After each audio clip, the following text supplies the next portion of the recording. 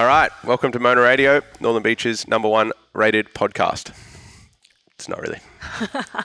We have got Penny Key joining us today, who just finished her first 100-kilometre ultra marathon. Well done, Penny. Thanks, Sean. Thank you.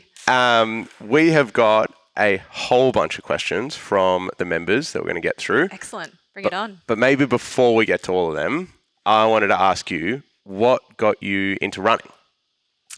I started running probably about 15 years ago, and with the goal of doing a triathlon. Okay. But I should say that I have been running. My dad was a runner, so I was around running my whole life. And I picked up running 15 or 16 years ago with the goal of doing a triathlon. And what was your first run? Like, were you able just to go into a 5K straight away, or? Yeah, I was. I've played sport all my life, so I seem to have a little base level of fitness that was there even then. Yeah. So I don't even remember doing a 5K. I think I probably did more than that even, and probably no walking, just straight into it. Just straight into a 10 or a 15? No, 10. And do you remember that being a big deal, or was that just... Not really, because it was such an escape at the time. It was such a great escape. And did you do the triathlon that you were leading for? Was the run a big part of it, or were you like more worried about the swim, or...? I was definitely more worried about the swim, and probably the bike. So running's coming pretty natural to you. Yeah. Okay. Yeah. Running's my absolute favourite thing. And what was your first running event then? Do you remember what the first thing you entered in? A lot of people typically is like city to surf or pub to pub on the northern beaches. I've done city to surf a couple of times. I don't think that was the first event though. I do recall doing a really, really tough little event around up and around where Manly Dam is, not around the dam, but around those streets. Okay. And it was super tough, really hilly. Like a grassroots sort of like smaller. Yeah, a Rotary. But prior to that, we did, the Rotary fun runs as kids and that sort of thing as well. So. And how, run me through the progression to go from your first sort of fun run all the way through to you deciding to do 100K. When was the decision made that you wanted to run the 100-kilometre? How long's it been maybe burning in the back of your mind? I think the 100K burns. I think the next distance burns as soon as you've got the previous distance in the bag. Mm-hmm. So from 50 kilometres, the next natural step really is that 100. And I did my first 50 5 years ago, I think. So probably for that long, I've always been thinking I need to step up. And did you do the natural progression of half marathon, finish half, go to full marathon, 50? Not really, because I never ran a road marathon. I ran my first road marathon after I did 2 Ironman races, so not really. Okay. You've done this all backwards, Penny. This is a complete mess. Yeah. There is no clear timeline. There's no clear timeline. Okay. There's really not. Finished 2, and for those of you who don't know, Ironman triathlon, you finish with a marathon. Yeah. Alongside the 3.8K swim, 180 ride, and then marathon. So you had done 2 of those already, so you'd already raced 2 road marathons, but within the Ironman. And then you did your first... road marathon. Okay. And how many road marathons have you done then? 3. 3. Okay. Yeah. What's your best time, road marathon? 3:23. Oh, that's good. That is good. I feel like with runners, there's sort of 2 progressions from a race. It's you finish your first half marathon, and it's I want to go quicker or I want to go longer. And then you do your marathon, and it's I want a quicker marathon time, or I'm going to go longer again. Why do you think you got dragged towards running longer and not trying to run faster and faster marathons? Or Running faster really hurts. So bad. It really, really hurts. And I think that the scar from running a road marathon, training for and running for a road marathon is quite long lasting. Whereas running trails and running longer, for me, hurts less.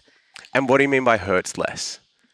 Less time. I mean, tempo, all those tempo efforts, all those fast efforts. That's really, really painful. Okay. And hard going. Whereas going out for a long, steady run is, for me, is far easier. Because I feel like a lot of listeners are going to think going out for a 4-hour training run sounds a hell of a lot worse than doing fast tempos. Yeah, probably. But I'm weird like that. Yeah. So you prefer the lower steady state cardio, longer pieces, opposed to trying to get faster and faster. Yeah. I mean, I do like getting faster as well, and I probably will have another go at a, a sub 3:15 road marathon. But I think the scars are long lasting from the last When was that? When was the last road marathon?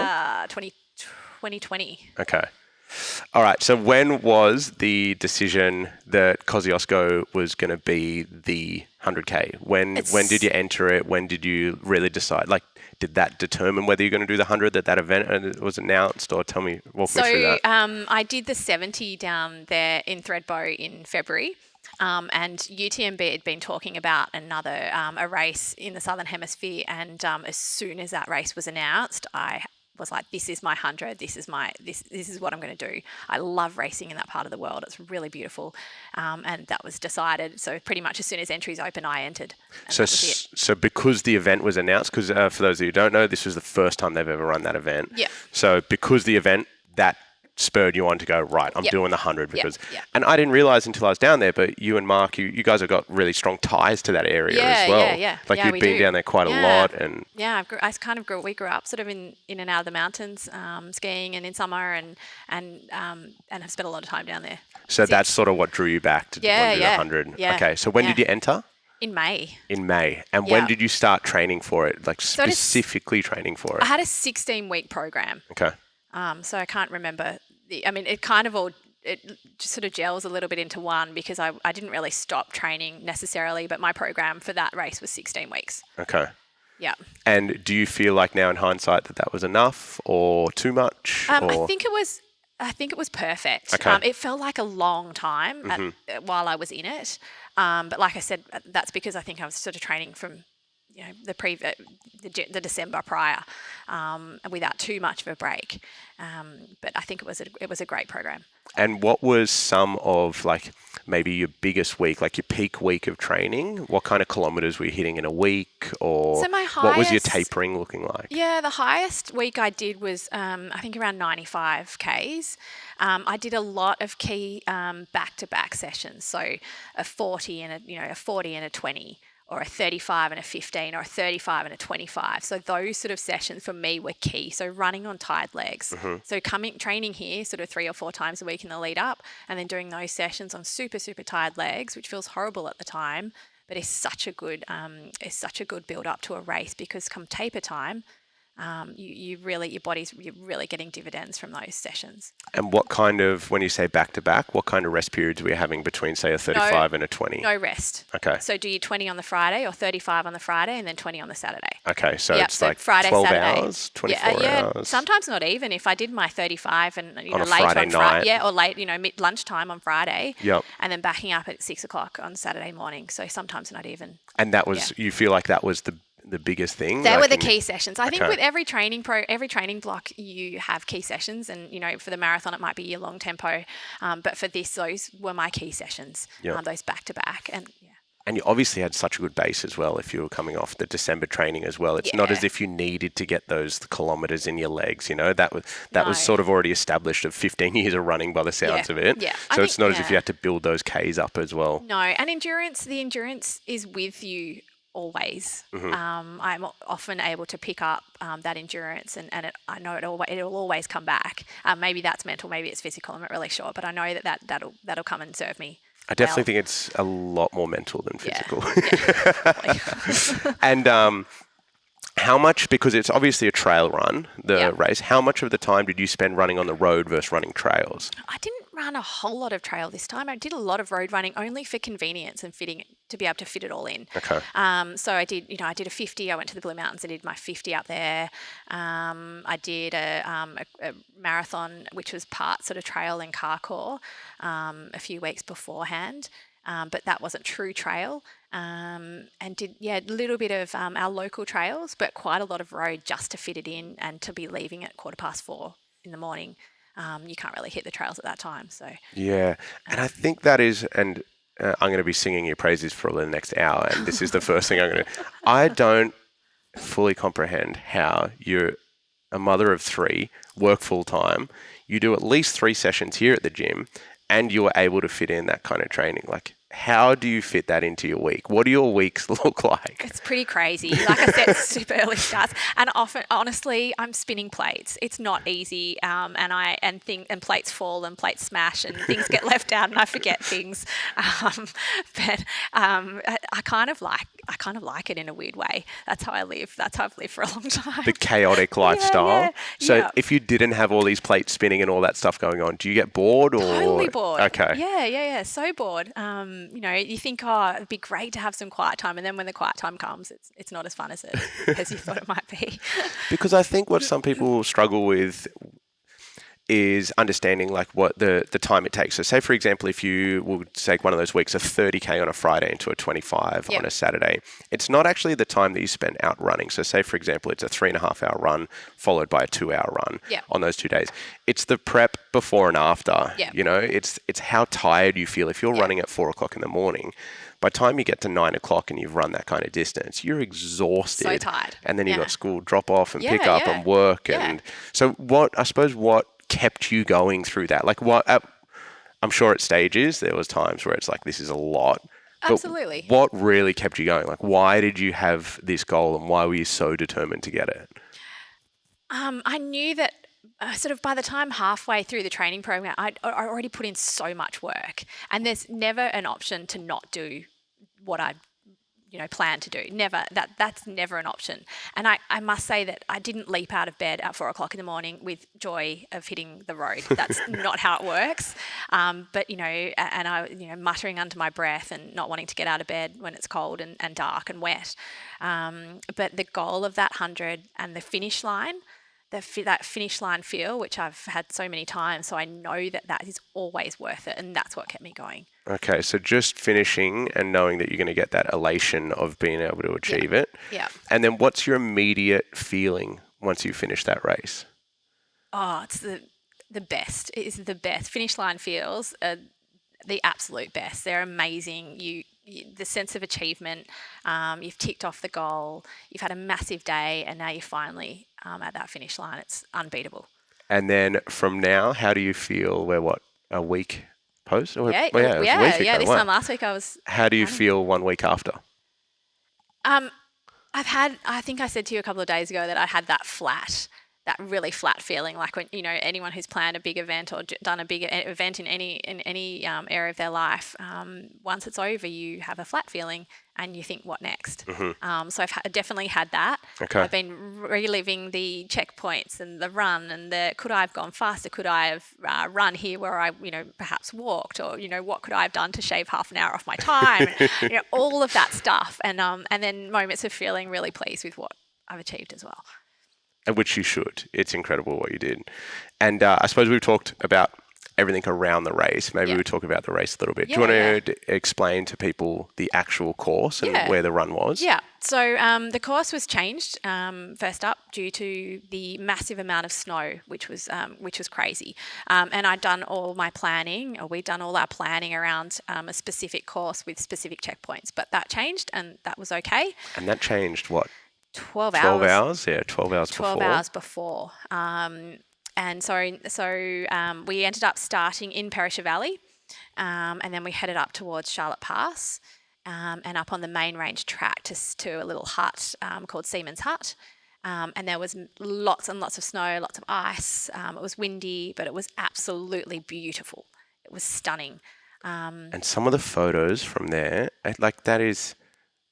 I've said it so many times to you, but it's such an iconic race now to have that much snow and that temperature in December, being Amazing. the first time you've ever had that. Like you wouldn't, I know it sounds ridiculous to a lot of people starting your 100-kilometer race in the snow, but it was beautiful. It was amazing. It was just stunning. And the first 30 kilometres went so quickly because I was so busy looking around, taking in all the environment. Maybe not running fast enough, who knows. So from Charlotte Pass, we headed down into to Guthiga. So towards the course ran parallel to the Snorri River, which was beautiful, along a new path called the Illawong Bridge Track, I think it's called, and that's mostly cheese grater. And Which all that means is just it's a steel track. grill, yeah. And lots of people fell. Lot of people Yeah. fell. Did you see people go down? No. So we were obviously staying at the checkpoint, and as they were coming up, this one guy came up. He had all blood down his face. The next guy come up, hands were all cut up, knees were cut up. Me and Wow. Mark, it was like a fight scene there with Yeah, people right. coming up. It must have been slippery, I assume, or It wasn't slippery, it was grippy. So I think people got their so the people opposite. got their feet caught, their shoes caught and then went over that way. Yeah. I just yeah. assumed they were slipping over. No, it wasn't slippery at all. Yeah. Yeah. It's quite ironic. Yeah, I know. So, Ice and snow, and it's too grippy. too grippy. So yeah, that was an interesting section. And then popped out at Guthaga for anyone who skis up the Piper T-bar, which was an interesting little climb. Very interesting. So from our point of view, we were standing there, and everyone was coming in, and it was the checkpoint. So it was the first time that we got to see you, and everyone else got to, like the crew got to see their runners, and they would come in, and I don't know how to explain it, but it's at that point of the race, it's euphoria. Yeah. Everyone has got a smile from ear to ear. You know, they're 30 Ks in. Yeah. It's like everything's just great at that. Yeah, It's great. beautiful. Yeah. And they come running in and they do the checkpoint. First time you get to speak to the runner, hey, feeling, it looks so beautiful, blah, blah, blah. And then as soon as they left the checkpoint, they had to run up and it was steep. It was so steep. It was so steep. And they would run out of the checkpoint with this big smile, and then it was like they hit this stop sign. Yeah, It was just like, yeah. oh, shit. Really? Yeah. I actually didn't get to see you do that climb. I think we were inside packing up, or maybe we ran to the next one to see you again. Oh yeah, because you met me when I came back around. Yeah. But how did you find that climb? That was hard. It was really hard. I had to stop a couple of times. It was so steep. Yep. And I'm quite a good like a hiker, but yeah, that was a really, really steep climb. Was that the steepest part that you came across? Yeah, I was going to say it because I couldn't imagine. I was like, any steeper than that, and you're literally sort of on all fours. Yeah, Like it looked vert. All I could think of was I've skied down this so many times, and I want to be skiing down this right now. I do not want to be walking up it. All right, so that was 30K in, was Yep, Guthaga, and that's yep. the first time that Mark and I got to see you as Yeah. well. So obviously you took off, and then we were waiting there at first. And I have to say, like, first time I've crewed with you, obviously, and we haven't really done any running together, so I didn't actually know what to expect for you as a runner. Yeah. But how stoic you were, and like how happy you were in that first 30, Yeah. I was like, oh, I hope this lasts. Because you were incredible. Like, you came in, had nothing but positive things to say, you know, there was not a single negative word said in that first one. It was just like, and then big smile on your face, and off you went. Yeah. And me and Mark sort of, as you took off, we sort of high-fived. We're like, Yeah. one down, she's looking awesome, you know. So carry on. So And from I felt great. Guthaga. Guthaga Pipeline Trail around the back of Guthaga, around the dam. Did that for a while. That was very muddy, a mix of like tufty grass and single track, fire trail, but not too technical, just muddy and wet. Okay. But quite fun and really beautiful. And then we popped out at Sponners. So a little bit of a road section before I saw you 'cause guys uphill. We saw you coming down Sponners, didn't we? Yeah. And then up and then down into Sponners. And from memory, that was 49? Yeah. That was 49. Yeah. So that was the halfway point. Yeah. How long had you been running by then? I can't even remember what you got It was to. 6 hours because I thought, right, I'm hard. I reckon I can negative split this, but obviously that didn't happen. Okay, so you were 6 6 hours to hours. 49K. Yeah. Yeah. Do you remember much at that checkpoint at Sponners?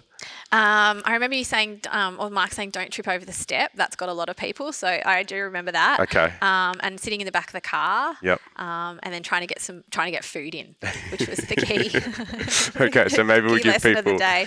We'll touch on some food here. So Yeah. one of the first things that we spoke about when I said I was going to come down and help Mark was like, what are some key things that you're like, what's going to go wrong? If something's going to go wrong, what is it?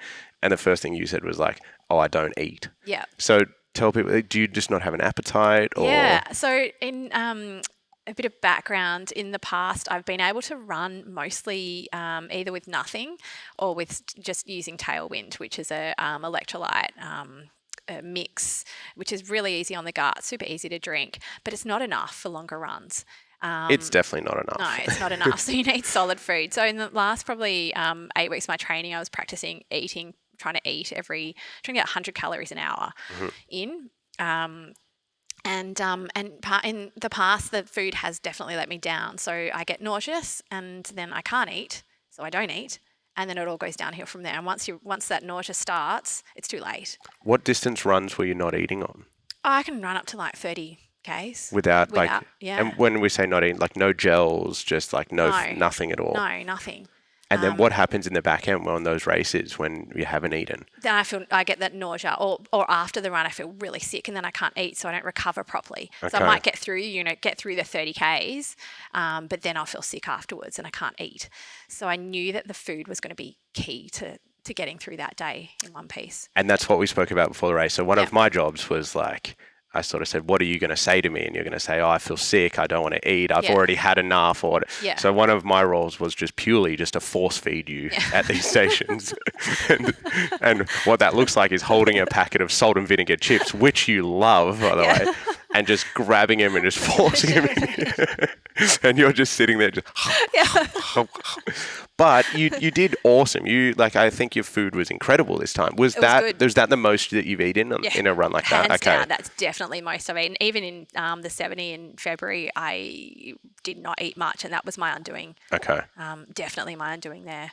And then what were you eating? That's what people want to know. Okay, so I had the most disgusting array of food, the things that people don't eat, a lot of white food. So white bread, Vegemite sandwiches, brioche rolls with butter, jelly beans, apricot delight, salt and vinegar chips. They were a big hit. They were a great hit. Yeah, they were excellent.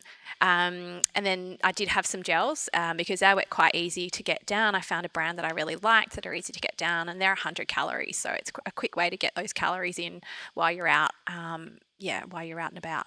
So. And Emanuela spotted that she thought you were eating what did you say? Choc almonds or something? No, they were in there because I love those, and I was going to have them at the finish line. You didn't touch them? No, I didn't touch them. No, you didn't touch them at all? No. They were choc sultanas, yeah, aren't they? Yeah, choc. So there you go, Emanuela. They weren't choc almonds, choc sultanas. Yep. But yeah, they sat in there the whole time. Yeah. I'm so glad you brought this. I hope everyone can see this. I don't know whether... But tell them the story behind this This I picked up at the first checkpoint in Charlotte Pass, so 21 kilometres in, and I put my hand in the little box, and the guy said, "Oh, these are so nice. Get two." And I was like, "Oh no, I'll just get one, and I'll eat that later." Popped it in my my pack, and I took it around for the next 80 kilometres for a tour of the course. And every checkpoint, Sean checked if I'd eaten that bar, and I still hadn't, and it's still here. It was funny when you came round. So Penny was running with a pack on and would shove sandwiches and goos and her tailwind in her bottles and everything, and would just fill it all so while she's running she could eat it. And the first checkpoint I reached in, I was like, "Oh, we didn't put that in there." And then she said, "Oh yeah, I picked it up." And then on the very last checkpoint, I saw it every checkpoint. And do you remember on the very last checkpoint, I took it out and we were like, "Oh, we better put it back in." Just in case. You've run with it the whole time. Everything's gone super well. Let's just leave this dumb little energy bar in there. So I'm so glad you kept that, because that was a laughing point through the whole thing, actually. Very funny. So another question that everyone had, obviously, what did you eat? But did you listen to anything? Did you have any music on? Or? No, I don't listen to anything, and typically I don't train with anything. So I might put a podcast in occasionally, doing hill repeats just to while away the time. But no, I don't listen to anything. I like to be in the environment and hear who's coming and hear what's around me. So no. And I think that's what some people don't fully like. Some people can't even comprehend being with their own thoughts for 13 and a half hours on a run. Why do you like not having the podcast or because a lot of people use that to sort of drown out, maybe their thoughts and stuff. And then to follow up on that is, what did you think about? Like, you've got 13 and a half hours with your own thoughts. Yeah. I'm sure you don't want to share all of it, but what were you thinking about? So I spent a ridiculous amount of time trying to figure out the words to a song that Eloise and I have been listening to called the Duck Song. You guys should look it up.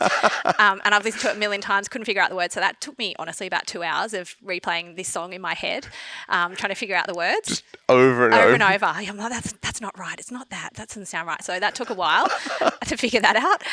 And then I'd read a few weeks ago, a friend had sent me this mantra, and it was all about being in the now. So artists don't paint so they can get to the end of the painting.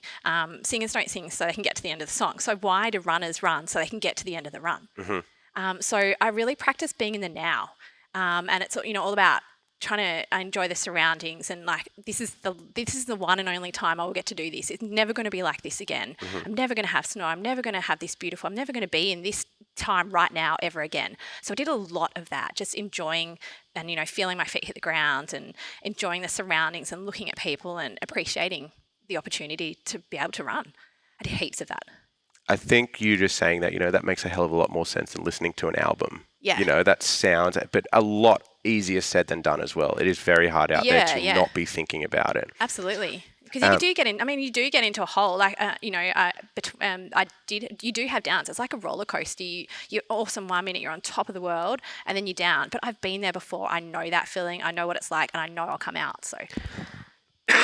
Sorry, excuse me. I got a bit of a cough, so sorry to anyone that's listening if I just blew your headphones off. So when in some of those bad times, what are the thoughts that you get then? Oh, then I'm like, I want to, I said to a girl passed me and I said, I'm losing the will to live. You feel like that. I want to lie down on the side of the trail and die right now. Yeah. And you're like, I can't go on. Everything hurt. And everything hurts so much more in those bad times. And I don't know how I got myself out of that hole. And it was a pretty deep hole. Where were you? Do you remember? On the Thredbo Valley Trail. Okay. Yeah. I do remember when you came back from that and you said that was hard. Yeah, it's hard. It's a, how many kilometres? 10-kilometre section. It's very isolated. I didn't really see many people except a few people passing me, which made me feel even worse. And it's never ending. It's switchback after switchback. It's mountain bike trail, boring, and there's just nothing else around and you feel like it's never going to end. And I knew that it was going to end because I've done it before. But it was hard to dig myself out of that hole, and eventually the up part came, and then I was off again. Something that really shocked me as well was how conscious you were of people passing you, because there was something that you said multiple times, and I didn't think going into it that that you were there to race necessarily. I thought the achievement was to finish. And then it was pretty apparent to me on like some of the first things that you said was like 8 people passed me then, because typically the guys on the downhill, you were like, the guys passed me and like that. Yeah. And it and I didn't want to say anything at the time, but now we can talk about it. But I was shocked that you were so conscious of people going past. So where do you think that comes from? Like, did you treat this like a race, as in like you wanted to finish as high as possible? Yeah. Or was it more like finishing 100 kilometers is the achievement? I knew that I'd finish. Okay. When I start something, I DNF'd one triathlon very, very early on. I will never DNF another race in my whole life. It was the worst feeling ever. So there's no doubt in my mind that I will finish. Okay. So then I start to think, what can I do? So yeah. And what did you think? What were your notions going into it? What did you think? How long did you think it was going to take you to finish? And then, did you even think about your placings then? Like, not really. Okay. No, I didn't think about that. I just wanted. My goal was under 15 hours. Okay. And how did you come up with that? Is that just an arbitrary number that you thought? Yeah. I want to be under that. Yeah. And kind of it's the competitive side based on what a few other people in my running group had done for 100 and the altitude and taking a few other things into account. It's like, okay, I'm pretty sure I can do under 15 hours. And I'm sure our guys have already seen it, but you ended up finishing in 13. What was your official? 13 hours, 30... 35, 59 or something, I think. Okay. Yeah. So we were standing at the finish line and we feel like you finished at the perfect time, because we were saying when it was like, if it's 13 hours and 5 minutes, you would forever be thinking, if I just went a little bit quicker, I could have been in the 12s. And then as it goes, it's like right in the middle is the perfect time, because, it doesn't matter if you went a little bit slower or a little bit faster. We were like, this is the best time to finish. Yeah. But you absolutely smashed your expectations. Do you, did it go smoother than you thought, the run? Yeah, it did. And it went quicker, smoother. There were less downs than I thought. Like I said, there was only that one down patch, and I thought there were going to be more than that. I mean, there were fleeting moments of down, but that was the only down. And then once I was through to the last checkpoint with you guys, I was on my way home. So a lot of people would assume that running downhill is easier. Oh, running downhill is not easier. And that was a long road downhill too. Yeah. And it was just like that gentle sort of elevation, like decline. It looked It was horrible. 5 kilometres of constant downhill Road. road. Yeah. Yeah. And with the camber, the camber of the road, so the drop off to the left, a lot of people had really sore left quads and left kind of Achilles, which I had as well. So it was a relief to get that section out of the way because, it's not like riding a bike downhill. You still got to run. You can't rest. A lot of people came in. A lot of people came into that checkpoint. Like we could overhear them, and they were just saying like that was horrible. That was a lot of people whinging about their quads. Yeah. Their quads are blown up just from decelerating the whole time. Obviously, you can't just fall down the hill as well. Yeah, absolutely. Yeah, not easy to run down a hill. So where did that take us to? The downhill. I can't remember now. That was down to Saw Pit. Saw Pit. Then we came back into the trail. Okay, and down and Saw Pit was probably our longest stop as well. Yeah. Because we knew we had Saw Pit and we had a 20-kilometre from Saw Pit to the next checkpoint where we were going to see you. 65 to 85, yeah. And then 85 was the last checkpoint before we saw you at the finish line. Yeah. What do you remember about Saw Pit? I was so happy to see you guys at Saw Pit, and I knew that I had to get food in there. And Mark was asking me if I wanted 2-minute noodles. Yes, I would love those. Thank you very much. And then I didn't change any gear, did I? Mm-mm. Then it's the one that we sat on the park bench. Oh yeah, that's right, the park bench. And then I remember Gary wanting to kick me out. Everyone wanting me to hurry up and move faster. That 2-minute noodles don't take 10 minutes to eat.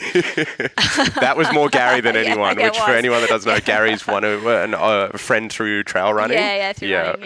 Yeah. So I knew that I kind of had to hurry up a little bit, but I also knew that I had to get those noodles in, get some salt, get some solid food in to get me through those next 20 Ks. And I wasn't going to see you guys again, so I wanted to hang for a bit. We were sort of talking about it on the way there, and we were saying how important that checkpoint was as well, because we sort of you had that chance, and I think you were perfect in that checkpoint because you had that chance to really regroup, and it was almost, it felt like, I don't know if you felt like this, it felt like this for us. It was almost like if you stood up there feeling good, the race is done. Because if you get to that last checkpoint, it being relative to what you've just done, it's a very short finish. So that one sort of felt like a big one. I remember when you left there, it was like, this is unreal. Well, off we go. And it's only really a long run. It's only 35 Ks to the end. I was like, this is just a long run to the end now. And I touched on it before, but on your first checkpoint, but you were incredible at your checkpoints as well. Like, I don't remember throughout the whole race you saying anything negative. I remember once, maybe at Saw Pit, you said, my feet are a bit sore. And I sort of had a giggle to myself because I'm like, of course your feet are sore, but that was about the only thing that you said. Were you intentionally, were you sort of just in the moment, or were you intentionally trying to be overly positive? No, not at all. I genuinely felt positive. And you can't help but feel positive when you see, you and Mark at those checkpoints when you've been on your own, and you're going to get some words of encouragement and something to eat and change of socks or whatever that might be. So no, that's absolutely genuine. I didn't have to try to do that at all. Well, you were incredible at the checkpoints. I've been to a lot of races and I've crewed before as well, and some people use that time there when they're around other people, to get a lot of their thoughts out and, and fight their demons there as well. Whereas when I was seeing you, I was like, this is such a pleasure. You were so happy. I was posting in the community page. I was like, she just keeps getting happier as this race. And, I know you're in a dark place at times and things hurt. Yeah. And I must admit, it was actually, because obviously we're friends, but I haven't been around you and Mark as a couple much either. And something that I've found throughout the race as well. It was, for lack of a better word, but it was really cute to watch Mark as well, because he was so giddy when you were coming in, because we were obviously tracking you into the. Yeah. So when Mark knew that you were close, he would get this hype. He was just so elated and happy for you. He was jumping up and down. He was like a child. It was very cute. It was actually, it was very, very nice to watch. One thing I will say about Mark, though, I'm glad you brought this. We had these things, which are the cowbells.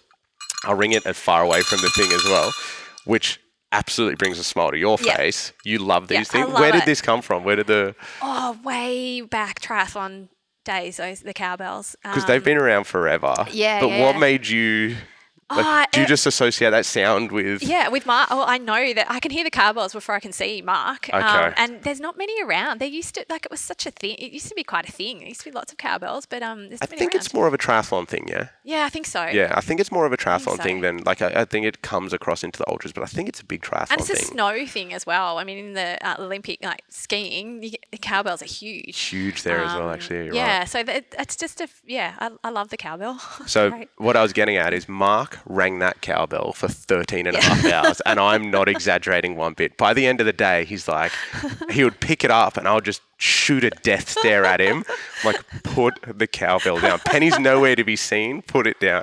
It actually became a bit of a thing throughout the day. Yeah. He said you were very apprehensive at the start about the cowbells, and then you embraced the cowbells, and then got sick of them. I think embrace, maybe like just to succumb, Tolerate. like I just went, you know what, he's not going to stop ringing this thing.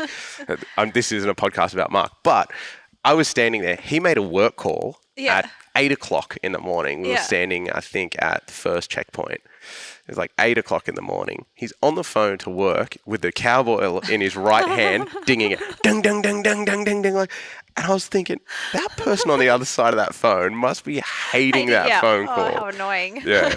But yeah. I have to say, like you talk about Mark and the importance of my crew on the day was, I can't even put into words how important you and Mark were on the day. My race wouldn't have been half as good had I had to do that self-supported. Just the words of encouragement, the making me eat, the helping me change my clothes, stocking me up with Tailwind, and just the excitement about seeing you both at those checkpoints just makes such a difference. So the crew's so important. I think it is. I don't think people value having good crews enough. Like when you see them doing it and like they're doing bag drops and they get there and there's just no one. And like, now in hindsight, why I embrace the cowbell is like, the joy that it brought you as well, and that's our job to be there. And Mark did a hell of a job with that as well. He was incredible. He's really good. Let's go through a couple. All right. So after Saw Pit, Yep. we saw you there. That was probably our longest checkpoint. What do you reckon we spent at that checkpoint? 9 minutes? I think it was 10 minutes. 10 looked minutes, at the in and out. Yeah. So for those that haven't watched maybe much ultras or anything, the checkpoints are preset across, and you can only help a runner within plus or minus 200 meters of the checkpoint. So there's like a central meeting point, and you can sort of set up your space, and as they come in, you can help them obviously fill up their water, give them food, change their socks, change their clothes, whatever. And then after that 200 meters, you can't actually aid them along other than drive past and ring the bell a few times and stuff like that. Yeah. So then that was our biggest checkpoint. So that was the longest you stopped in 13 and a half hours, and that was for 9, 10 minutes. 10 minutes, I think. And then the last checkpoint we got to see you at was at 84 kilometers, 86? Yeah, 85.9, I think. Something like that. Yeah. And that was the last time that we got to see you there. What do you remember about that run to that checkpoint and that checkpoint? The run to the thankfully I'd picked up my head in sort of probably about 5 kilometres before I got to that checkpoint, so which was great. So I came in really positive, and a few people said, "Oh, not long, you're nearly at the checkpoint." I was like, "Yes, awesome." And then I knew that I wanted to be fairly quick. I didn't want to do any outfit changes. Didn't want to take anything off, put anything on. Although I put my headlamp on, and that was about it. Yep. And I wanted to be in and out reasonably quickly. And I knew that I had enough food during the day, so food wasn't as important as it had been earlier in the day, and just get on my way. That checkpoint was, for us, it was so important because the people coming in before you was, if anyone's going to break, they're 84 kilometers in. This is a very, very crucial point of the race. And people were coming in broken. There was people fighting demons. The tears started. The feeling at that checkpoint for the crew was very different. So we were sitting there and we hadn't seen you for a while, and the tracker stopped working. Oh, no. So we didn't actually know exactly when you were going to come in. So then you come running down, smile ear to ear, literally bounding still, and me and Mark just breathe the biggest sigh of relief. We're like, thank God we don't have to deal with one of these guys. Yeah. And I saw the girl who had overtaken me, and she's like, "Oh my gosh, you picked up so well." And I was like, "Oh yeah, I think I did." So that was really encouraging as well. I feel like you had a second wind in that, or maybe third or fourth or fifth wind, but I feel like that in that 20 Ks that we didn't see you, it was like your pace sort of accelerated, Yeah, it's yeah. sort of like you got that second or third Yeah, wind in yeah. that time. Yep. But that was a pretty short checkpoint at 85, I think it was, roughly around there. What did you think? Like, when you stood up there, we knew obviously you were going to finish. We Yep. knew you were way ahead of 15 hours. Yeah. What did you think on that last 14 kilometers of like, I'm about to get to the finish line? Oh, I thought a lot about the finish. I thought a lot about the finish line itself. So it sounds really vain, but I'm like, and years ago when I did my first Ironman, the guy I was training with said, make sure you take your hat and your sunglasses off for the finish photo. I was like, okay, so I've got to take my buff and my headlamp off for the finish photo. I thought a bit about that, which sounds really silly because I look revolting anyway. It doesn't really matter. So I thought about that. And then I overtook Mario, who I know through trail running as well, and he had been sort of ahead of me all day. I caught up to him at 90 Ks, and I was pretty stoked about that. He was in a world of hurt, the poor guy. But I was sort of just trotting. I don't even know if you could call it trotting, like dragging my feet along. And I felt like I was running for 4 minute 30 pace at the time, and started to pick it up. And I was like, one more loop, and then they sent us out to Thredbo Diggings. Due to the course changes. So we kind of had to run past the finish line. We didn't see the finish line, but we had to run past where we finished. Could you hear it? Yeah. You could hear the finish line. Yeah. But on the upside, you could also hear it when you're out at the digging. So you're like, right, I've got 3 Ks to go. I can hear the finish line. I'm so close to being there. And there was an awesome bunch of people who were singing and dancing and cheering at the diggings. Oh, was there? Yeah. All right. It was so cool. That's awesome. So cool. And every time they saw a runner, like, oh, a runner. Oh my God, it's a girl. And so that gave me a smile for about 2 of the 3 Ks. And then a K to go, I kicked my foot on a rock and so nearly fell over. Oh. Yeah. With a kilometre to go. Yeah. I was like, oh. And then that gets you through, that's easy, that part, 3 Ks to go. Because you can hear it and feel it and you know what's coming. And then finishing, like that was... Oh, this is so good. It's so good. So good. I'd say to everyone, one of the best places in the world is a finish line of a marathon. And then it sort of extrapolates from there. You know, a 50's even better, a 100's even better. Yeah. The milers are just ridiculous, Yeah. But watching you come over, like what did you, because it was actually pretty cool because you came running out of the bush. Yeah. You tell the story. From your point of view. I came out running out of the bush and I could feel the tears welling in my eyes. And I was like, oh man, I've actually done this. This is cool. I saw Mark.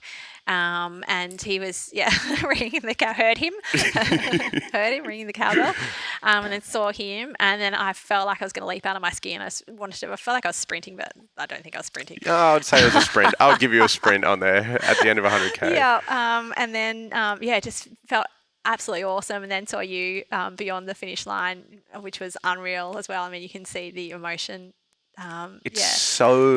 There is so much emotion there, from everyone. Because I think, like, from my point of view, people they can't relate to running 100 kilometers, but they can understand what it takes, So, like, when you see someone achieve it, you can think about what they've actually sacrificed and how much time and effort they've put into it. You can't help but to be emotional at their finish line. There is so much emotion around finishing it. Yeah, so much. And the build up, I couldn't even think beyond that day. So it's such a huge build up and it takes so much emotional energy, and you're picturing that finish line, and when it finally is there, oh my God, this is it. Like, this is right, this is happening to me right now. And the culmination of hard work. Gives you goosebumps. Yeah. Cool. It's so cool to think about. And you can see why people, like we were saying before, either go faster or longer, because you get that sensation. You're like, I want to relive that sensation. Yeah. I want to relive that sensation. Yeah, and the pain goes. You forget about the pain. It disappears, and all you remember is the really good stuff. So you did look like you're in quite a lot of pain immediately after. It's crazy the demeanor of someone 100 meters before the finish line and then 6 meters after the finish line. Like when we were sitting out the back in that tent. Oh yeah. It was just glazed over, staring through into the wilderness, just slumped over. Totally. It was totally. My feet were smashed. I've got several purple toenails. That hurts. And just my whole rib cage, everything hurt from breathing and sort of I had to pay quite close attention to the ground. So from like bending over, my hip really hurt. There were things that hurt afterwards, but they didn't hurt so much in the race. It's it's awesome watching that. Do you know, because Emanuela, did you see Emanuela's post with a lot of questions? No. All right, Emanuela posted and she asked me all these questions and I was like, I have to ask him. Yeah, cool. Do you know how many steps you took? Yes, 110,000. 131,000. Oh, more. 131,841. Oh, cool. I got all the data from your chorus. Oh, from my chorus. Do you know how many calories you burnt? Oh, it's around 7,000, I think. 6,991. Yeah, right. I think you just answered one of the questions. Yeah. Do you lose any toenails? Yeah. What did you lose? Which ones? I'm going to lose. I put paint on them now because they're disgusting. I'm going to lose 3, I think. 3? Yeah. That's a small price to pay, I would totally. say. Yeah. Do you know what your best kilometre was when you were running? Oh, yes. It was a 5:03. Yep. And that was at the very start. It was about 4 kilometres in, I think. I think that was purely just a warm up, I imagine. It was so, because as you started that climb, did you actually intentionally run faster then to warm up? No, I felt really good. Okay. Yeah, I felt really good. So I was thinking, because where we were was cold, and then you guys went up, and I was like, man, it must get freezing up there. Yeah, it was cold. She was saying, and I think we entered this before, but like a lot of people wanted to ask is like, how did you train your mind to do it? So before you've always had the endurance, it's probably a little bit of physical and mental. And look, there comes a point where obviously physicality comes into it. But where do you think you got that mental strength from to get through these kind of races and want to do more? And also not even just get through them, you really excelled at it too. Like if I could paint a perfect race on how someone should be, that's what I saw would be thanks. it. So where do you think you got that sort of mental capacity from? I don't know where I got that from. I have an ability to separate myself out from the race. And, I said, talking about being in the now, but I can separate out the pain and all of that stuff a little, maybe, and that's what maybe makes a difference. It maybe helps me along the way. Okay. I don't know where that mental strength comes from. I really don't. And sometimes if I look back on what I've done, I think, how the hell did I do that? I don't know where that came from. Maybe, I don't know. I've always had it. It's always been there.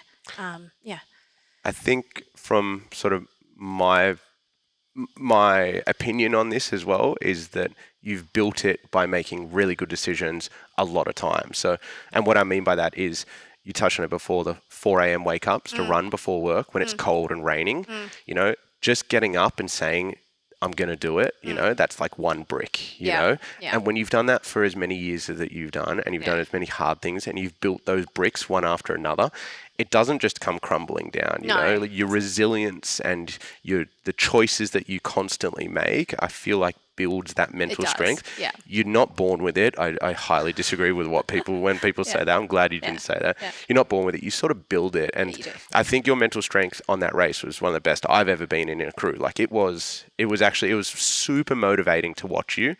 I was like, her mental strength was far more impressive to me than your physical strength, like it was amazing. You did incredible. Thank you. I know I've told you that 100 times, but you did incredible. I think you also need to trust the process. Like I've got a coach. She writes me a program. She's been coaching me for a few years. She programs it really well, and you have to, sounds really naff, but trust the process. Mm-hmm. So I've done the work. I've ticked off all the sessions. Now I've just got to do the race. Mm-hmm. So trusting that process, that you've done the training.